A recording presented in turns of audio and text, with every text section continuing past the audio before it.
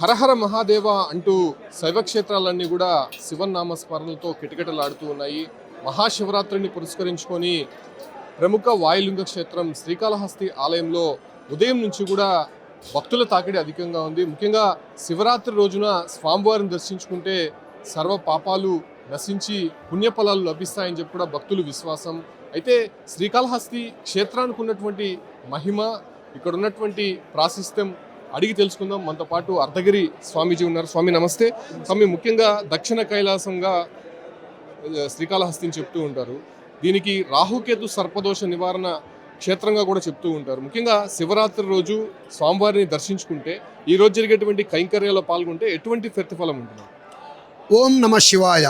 కైలాసవాసి భగవాన్ శ్రీకాళహస్తీశ్వర శివ కరోత నిత్య కళ్యాణం కరుణావరుణాలయ శ్రీ జ్ఞానప్రసూనాంబా సమేత శ్రీకాళహస్తీశ్వర స్వామినే నమః. ఈ ప్రాంతాన్ని దక్షిణ కైలాసమని అంటారు. దక్షిణ కైలాసము అని ప్రఖ్యాతిగాంచిన క్షేత్రం ఇది శ్రీకాళహస్తీశ్వర స్వామివారి క్షేత్రము. శ్రీ అంటే సాలిపురుగు, కాలము అంటే సర్పము, హస్తి అంటే ఏనుగు. ఈ మూడు మూగజీవాలు కూడా ఇక్కడున్న స్వామివారిని పూజ చేసి స్వామివారి యొక్క లింగాకారంలో ఐక్యమైపోయి ఉంటాయి. స్వామివారికి శిరస్సు మీద కాలము అంటే 5 తలల సర్పం ఉంటుంది. మధ్యలో హస్తి అంటే ఏనుగు, ఏనుగు దంతాలు ఉంటాయి. దిగువన శ్రీ అంటే సాలిపురుగు ఉంటుంది. ఈ 3 రూపాలతో ఉంటారు స్వామివారు. అందుకనే శ్రీకాళహస్తీశ్వర స్వామివారి పేరు నామధేయం. అలాగే ఇక్కడ ఉన్న అమ్మవారు జ్ఞానప్రసూనాంబికాదేవి, జ్ఞానాన్ని ప్రసాదించే అమ్మవారు. అమ్మవారికి నడుములో 1 తల సర్పం ఉంటుంది. ఈ రాహుకేతు పూజలకి చాలా విశేష ఫలప్రదమైన క్షేత్రము. ఎందుకంటే గ్రహణమైన, సూర్యగ్రహణమైన, చంద్రగ్రహణమైనా కూడా గ్రహణాన్ని కబలించేది రాహుకేతువులు. ఈ రాహుకేతువులు సర్పరూపంలో ఉన్నందువలన స్వామివారి యొక్క శిరస్సు మీద అమ్మవారికి యొక్క నడుములో ఉన్నందువలన రాహుకేతు పూజలకి చాలా ప్రసిద్ధిగాంచిన క్షేత్రము శ్రీకాళహస్తీశ్వర స్వామివారి యొక్క క్షేత్రము. తర్వాత ఈ మహాశివరాత్రి బ్రహ్మోత్సవంలో మాఘ బహుళ అష్టమి నుండి కూడా మహాశివరాత్రి బ్రహ్మోత్సవములు అత్యంత వైభవోపేతంగా కూడా 13 రోజుల పాటు అత్యంత వైభవంగా నిర్వహించబడుచున్నవి. అందులో భాగంగా కూడా ఈ రోజున మహాశివరాత్రి. ఈ మహాశివరాత్రి రోజున బ్రహ్మ ముహూర్తములో ఆలయము తెరిచి ఉంచి భక్తులకు కూడా స్వామి అమ్మవారు దర్శించుకునేలాగా దర్శనం ఏర్పాట్లు చేసి ఉన్నారు. ప్రతి భక్తుడు కూడా వేకువజామునే లేచి స్నానమాచరించి స్వామి అమ్మవారు దర్శించుకొనుచున్నారు.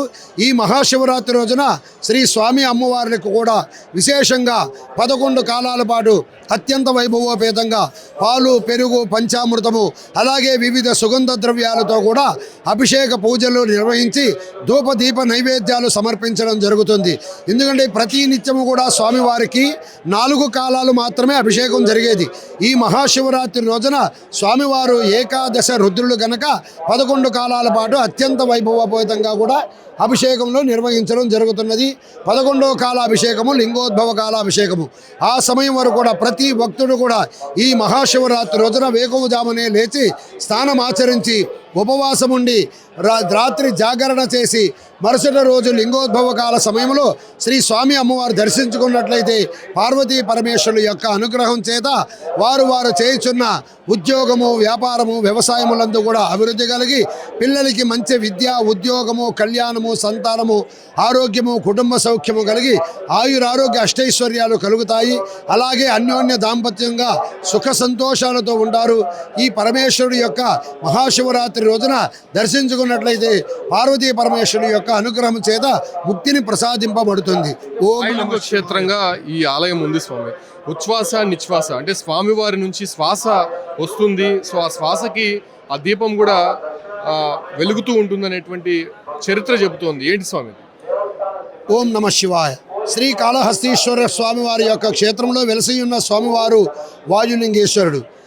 పంచభూత లింగాలలో 4 లింగాలు మాత్రం తమిళనాడులో ఉంటే, ఒక్క ఆంధ్రదేశంలో మాత్రము శ్రీకాళహస్తీశ్వర స్వామివారి క్షేత్రంలో ఉన్న వాయులింగేశ్వర స్వామివారు. వాయులింగేశ్వరుడు అనడానికి నిదర్శనంగా కూడా స్వామివారి యొక్క ఉచ్ఛ్వాస నిశ్వాస.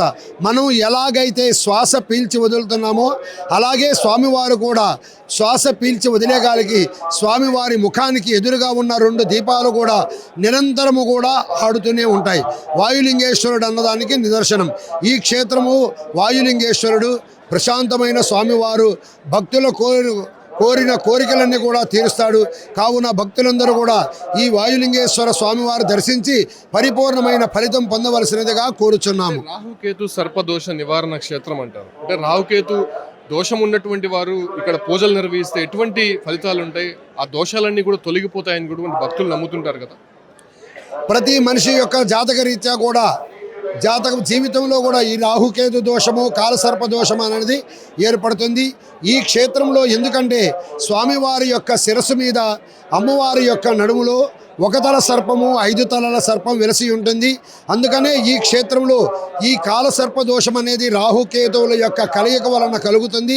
కావున ఈ క్షేత్రంలో వెలసి ఉన్నందువలన ఈ రాహుకేతు దోష నివారణ పూజలకి చాలా ప్రసిద్ధిగాంచిన క్షేత్రము. దేశ నలుమూలల నుంచి కూడా ఈ క్షేత్రానికి వచ్చి రాహుకేతు దోష నివారణ పూజలు చేసుకొని వారి యొక్క మనసులో ఉన్న కోరికలు విద్య, ఉద్యోగము, కళ్యాణము, సంతానము, ఆరోగ్యము, వివిధ కష్టములన్నీ కూడా తీరినట్లుగా ఈ దోష నివారణ పూజలు చేసుకొని వారి యొక్క మనసులో ఉన్న కోరికల్ని నెరవేర్చుకుంటున్నారు. కావున భక్తులందరూ కూడా వచ్చి ఈ క్షేత్రంలో రాహుకేతు దోష నివారణ పూజలు చేసుకొని వారి యొక్క మనసులను కూడా నెరవేర్చుకుంటున్నారు. ఓం నమః. పంచభూత లింగాలలో ఒకటైనటువంటి శ్రీకాళహస్తి వాయులింగ క్షేత్రం ప్రస్తుతం శివరాత్రి శోభను సంతరించుకుంది. ముఖ్యంగా ఈ ఒక్క శివలింగానికి వాయులింగం అనేటువంటి ఒక చరిత్ర ఉంది. సో ఆ రకమైనటువంటి దీంట్లో భక్తులందరూ కూడా ఇక్కడికి వచ్చి స్వామివారిని దర్శించుకుంటున్నారు. ముఖ్యంగా రాహుకేతు సర్పదోష నివారణ పూజలు కూడా చేస్తూ ఉంటారు కాబట్టి ఆ రకమైనటువంటి దేశ విదేశాల నుంచి భక్తులు ఈ క్షేత్రానికి వస్తూ ఉంటారు. కాబట్టి ఇవాళ శివరాత్రి కావడంతో అశేషంగా భక్తులు ఈ యొక్క శివాలయానికి వచ్చి భక్తులకి సంబంధించినటువంటి ప్రత్యేకమైనటువంటి ఏర్పాట్లు చేశారు. అదే రకమైనటువంటి ఏర్పాట్లతో పాటు ఆలయం మొత్తం కూడా దేదీప్యమానంగా కనిపిస్తున్నటువంటి పరిస్థితే కనిపిస్తుంది.